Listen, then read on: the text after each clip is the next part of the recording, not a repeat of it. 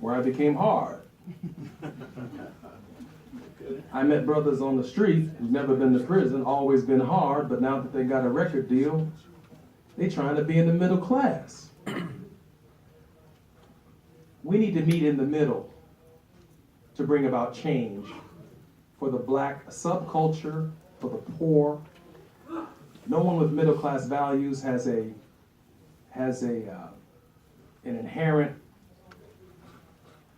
view on the situation of poverty, and no one who is poor has an inherent view on the middle class that's acceptable. We must be able to communicate with each other beyond the cultural mediums of even hip hop. I already said some of us are into hip hop culture and we think we're leading, but there are plenty of us who are in church on Sunday morning who still listen to Aretha Franklin and Sam Cooke. They're not listening to us. But in order for the politics of addition, it does matter. Your question is about giving, at least from my perspective, how I perceive your question, to be about giving Donald Trump a chance. That's exactly what I'm saying. The stock market's going crazy. People want to make money. I understand your question. So I'm going to give Donald Trump, as a former member of Congress, I'm going to give Donald Trump a chance about the same time he gives John Lewis a chance, who walked across Edmund Pettus Bridge for me to have the right to vote. And so far he's been disrespectful. I'm going to give Donald Trump a chance when he's willing to sit down to meet with the Congressional Black Caucus, nearly 50 members of the Congress of the United States who are elected by men and women in this room to represent them upon real issues, not cultural, philosophical issues, but $1.3 trillion that the Congress of the United States appropriates every year on a committee that I used to serve on, the House Appropriations Committee. So I know specifically and exactly what I'm talking about. When he's willing to meet with 50 members of the Congressional Black Caucus to discuss how that $1.3 trillion is spent, how it affects Harlem, how it affects the South Side of Chicago, how it affects Compton, where all of this music and this culture is coming from. If the money were spent there, it would change our lyrics. That's what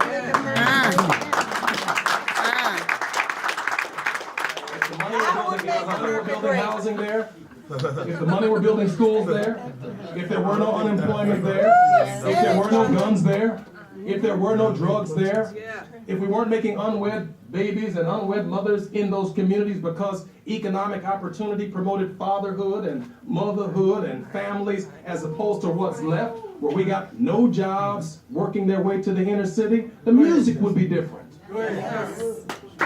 So what's coming from the street is the truth.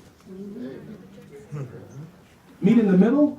I live on the south side of Chicago, 2559 East 72nd Street.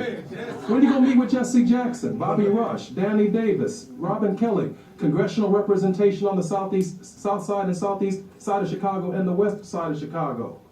All I hear is that you're sitting the National Guard in. Martial law is what I'm hearing. Now, as a 20-year member of Congress, nearly a 20-year member of Congress, I expect from my president to hear that kind of dialogue, a willingness to hear the examples of community development, of community investment that should occur on the ground because there are people on the ground who know what that is. This is not Celebrity Apprentice, my friends. This is for real. War is for real. Peace is for real. People's lives are for real. I'm very serious. I've written a half a dozen books. I'm not here to play games with someone who's never written a book. I wrote one just too. Yeah. No, I get serious. I sleep 4 hours a day. I have a sleep disorder. I spend a lot of time thinking about issues and problems. For someone who dismisses problems and doesn't want to think about them, I don't have much time for that. I'm a serious person sitting up here. Let's train the song.